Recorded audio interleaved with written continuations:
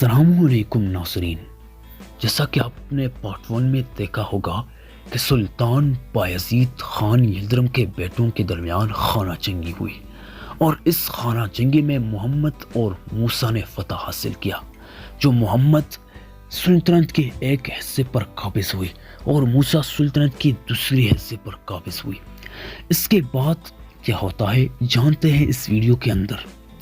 موسیٰ کو چونکہ یہ معلوم تھا کہ کیسر مینوٹل پلیولوکس فرمان روائی قسطنطنیہ سلیمان کی طرفداری کرتا تھا اور اسی لیے سلیمان اس کے پاس بھاگ کر جانا چاہتا تھا، لہٰذا اس نے ارادہ کر لیا کہ کیسر قسطنطنیہ کو بھی سزا دے، مگر اس سے پہلے اس کے لیے ضروری ہو گیا تھا کہ وہ اسٹیفن حاکم سرویا کو سزا دے، کیونکہ اسٹیفن حاکم سرویا نے اعلانیہ سلیمان کی حمایت کی تھی۔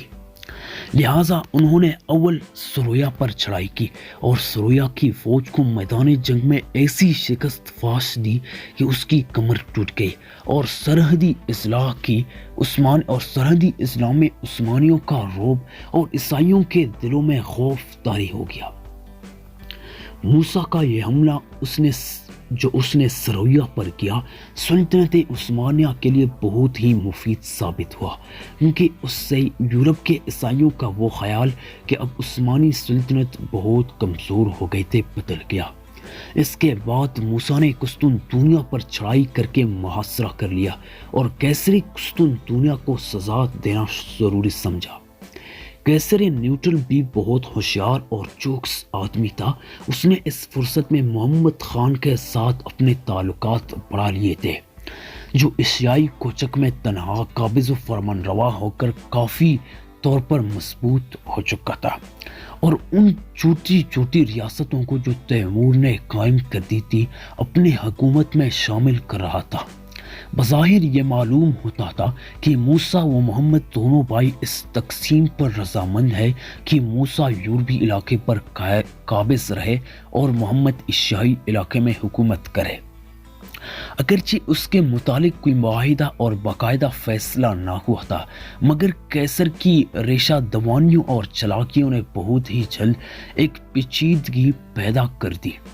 جب موسیٰ نے قسطنطنیہ کا محاصرہ کیا تو کیسر نے محمد خان سے امداد اور اعانت طلب کی، اور محمد خان نے بلا تعمیل اس محاصرے کی اٹھانے کے لیے یورپ کے ساحل پر فوج لے کر جانا ضروری سمجھا۔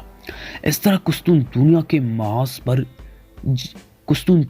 محاذ جنگ پر یورپی ترک اور ایشیائی ترک آپس میں مصروف جنگ ہوئی اور دونوں بھائیوں میں مخالفت کی بنیاد رکھی گئی۔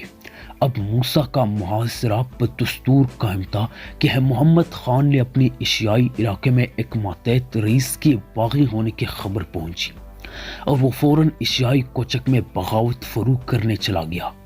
یہ بغاوت موسیٰ کے اشارے سے ہوئی تھی تاکہ محمد خان ایک عیسائی بادشاہ کی مدد نہ کر سکے۔ محمد خان بہت جلد بغاوت کے فروغ کرنے کامیاب ہوا،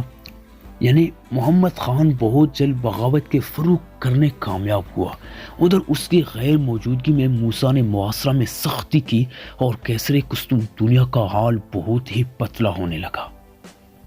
محمد خان فارغ ہو کر دوبارہ قسطنطنیہ پہنچ گیا اور اس نے اسٹیفن شاہ سرویا کو لکھا کہ تم موسیٰ کے خلاف خروج کرو، ہم تمہاری مدد کریں گے۔